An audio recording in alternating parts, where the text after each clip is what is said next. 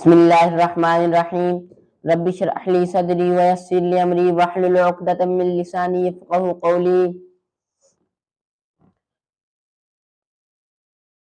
الحمدللہ رب العالمین والعاقبۃ للمتقین والصلاۃ والسلام علی سید الانبیاء والمرسلین، اما بعد فاعوذ باللہ من الشیطان الرجیم، بسم اللہ الرحمن الرحیم۔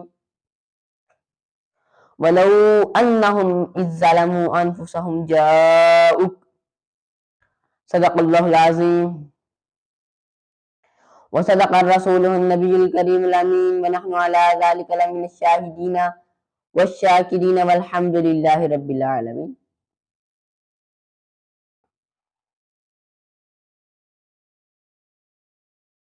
قال اللہ تبارک و تعالی فی شان حبیبہ النبی الکریم الامین مخبرا وآمرا ان اللہ وملائکتہ یصلون علی النبی یا ایہا الذین آمنوا صلوا علیہ وسلموا تسلیما۔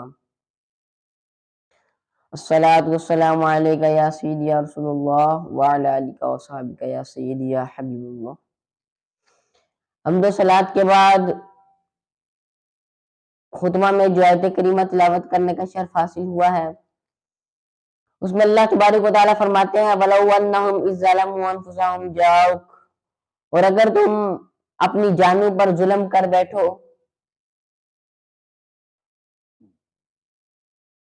تو رسول کریم صلی اللہ علیہ وآلہ وسلم کے پاس جاؤ۔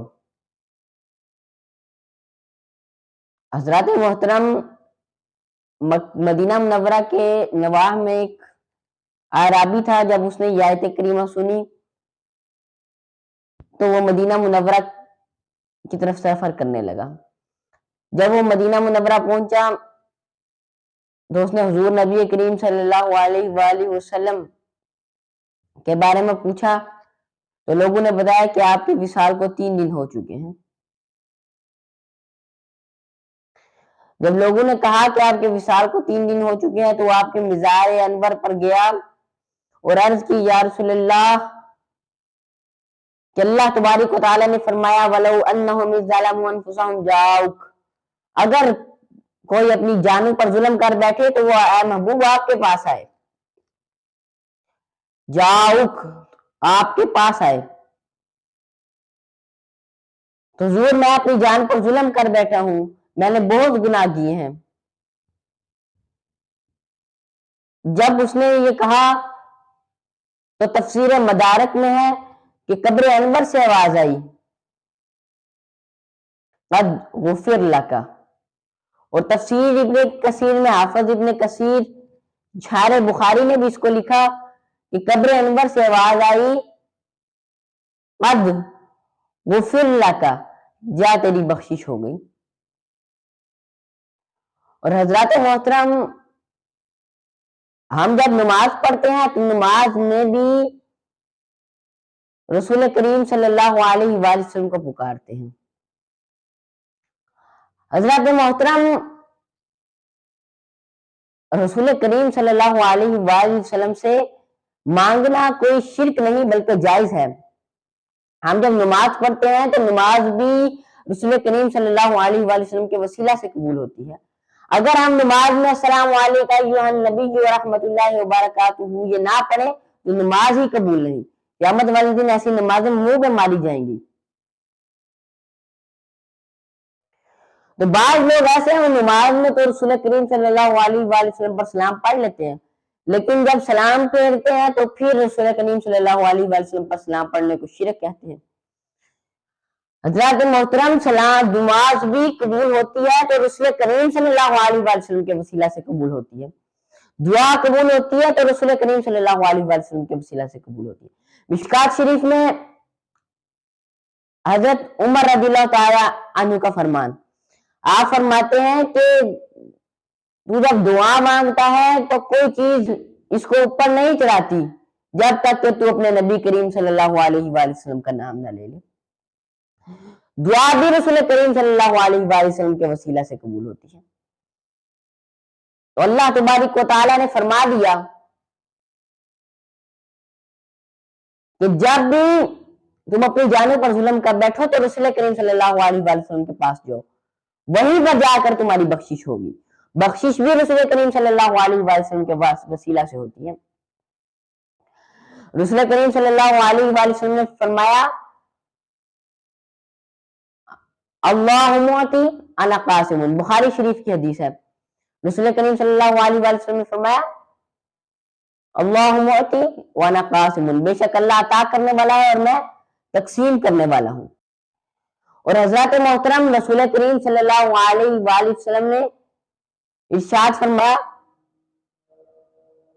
یہ بخاری شریف کی حدیث ہے، آپ صلی اللہ علیہ وآلہ وسلم نے فرمایا اللہ تبارک و تعالیٰ نے مجھے تمام خزانوں کی کنجیاں عطا فرمائی۔ اور اسی طرح کی حدیث خصائص کبریٰ میں ملتی ہے کہ رسول کریم صلی اللہ علیہ وآلہ وسلم نے فرمایا کہ اللہ نے مجھے تمام چیزوں کی چابیاں عطا فرمائی۔ اور حضرات محترم رسول کریم صلی اللہ علیہ وآلہ وسلم نے خود فرمایا کہ مجھ سے مانگو۔ مشکوات شریف میں ایک صحابی جن کا نام حضرت ربیعہ فرماتے ہیں کہ ایک رات جب میں نے حضور کو وضو کے لیے پانی لے کر آیا، آپ نے وضو کیا اور پھر آپ اپنا یہ حضرت ربیعہ خود بیان فرما رہے ہیں کہ رسول کریم صلی اللہ علیہ وآلہ وسلم نے فرمایا مانگو، کیا مانگتے ہو؟ تو میں نے عرض کی حضور جنت میں آپ کی رفاقت چاہتا ہوں۔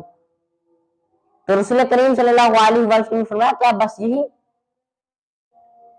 حضرات محترم رسول کریم صلی اللہ علیہ وسلم نے خود فرمایا کہ مجھ سے مانگو۔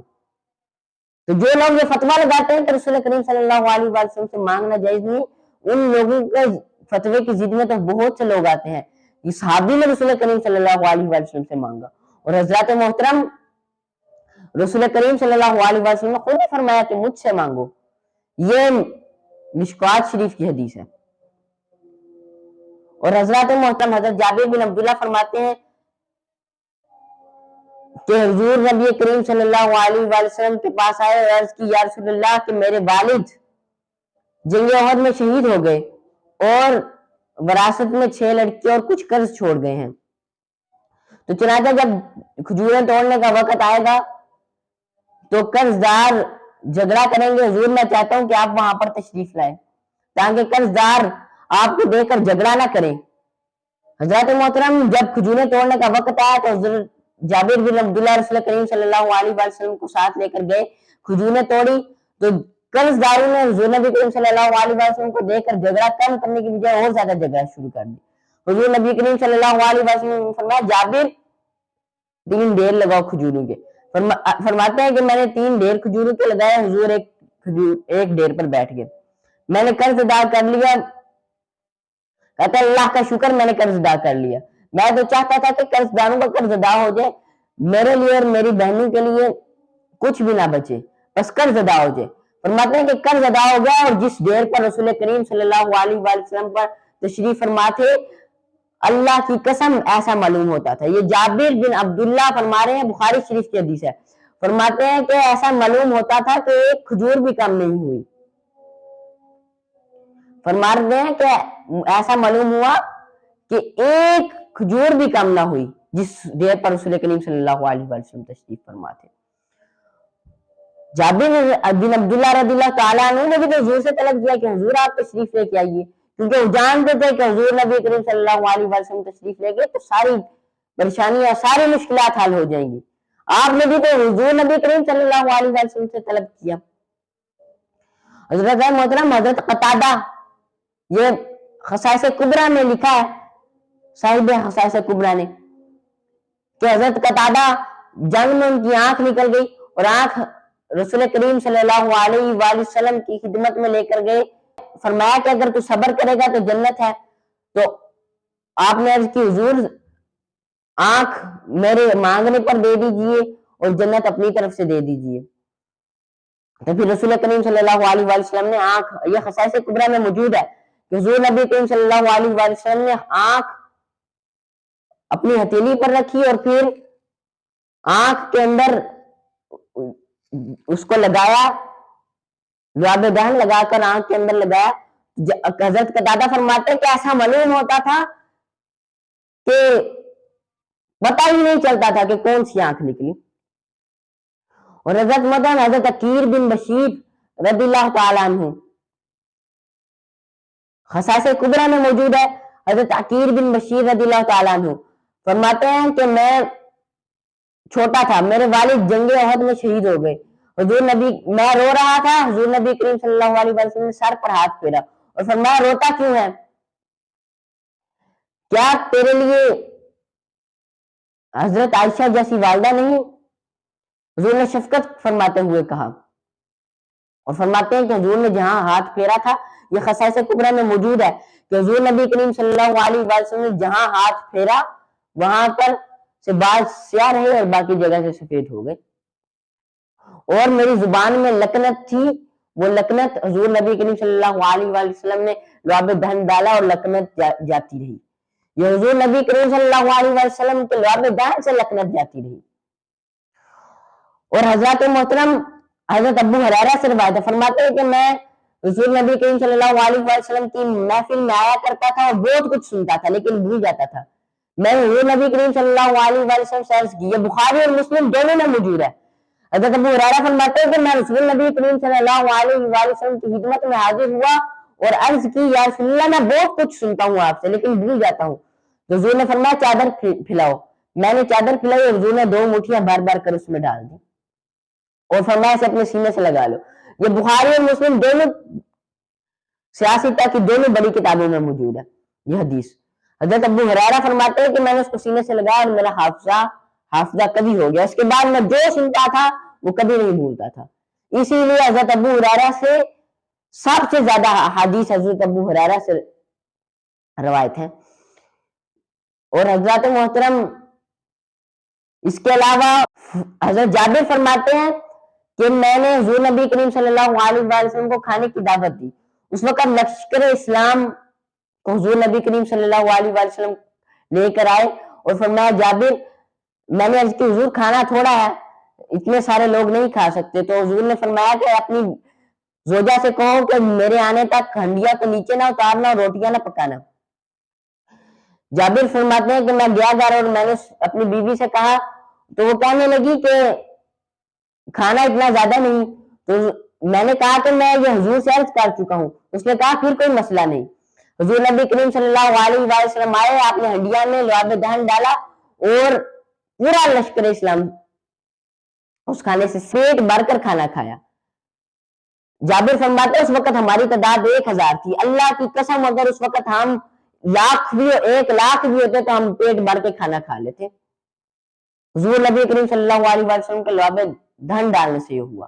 اور یہ حضور نبی کریم صلی اللہ علیہ وسلم سے مانگا جابر نے کہ حضور میں اتنے لوگوں کو کھانا نہیں کھلا سکتا. اور یہ بھی بخاری شریف کی حدیث ہے کہ حضرت جابر فرماتے ہیں کہ 1000 تھے اس وقت ہم, اور ہم نے کھانا کھا لیا. اور حضرت محترم ایک دفعہ حضرت جابر سے حدیث روایت ہے, یہ بھی بخاری شریف کی حدیث ہے. فرماتے ہیں کہ لشکر اسلام پیاسا تھا, پانی پینے کے لیے نہیں تھا, بالکل تھوڑا سا پانی تھا. تو حضور نبی کریم صلی اللہ علیہ وسلم سے عرض کیا تو آپ نے یہ نہیں فرمایا کہ میں تمہاری طرح مثل بشر ہوں, یا آپ نے یہ نہیں فرمایا, یہ پوچھا بھی نہیں تمہاری تعداد کتنی ہے, بلکہ فرمایا وہ پانی تھوڑا سا جو ہے وہ میرے پاس لے کے آؤ.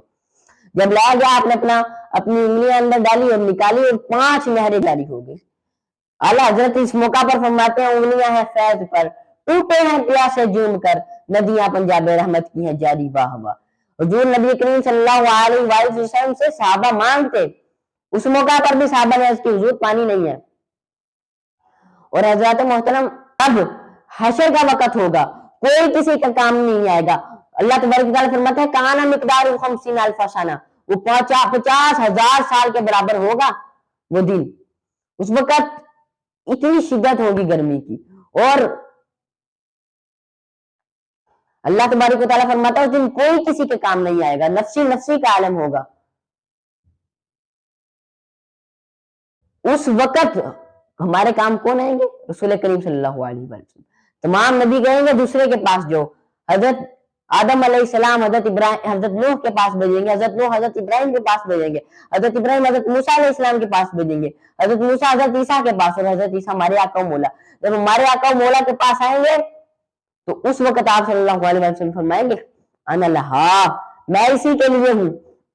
اور پھر آپ بارگاہ الہی میں سجدہ کریں گے، اس وقت بھی تو ہم حضور سے مانگیں گے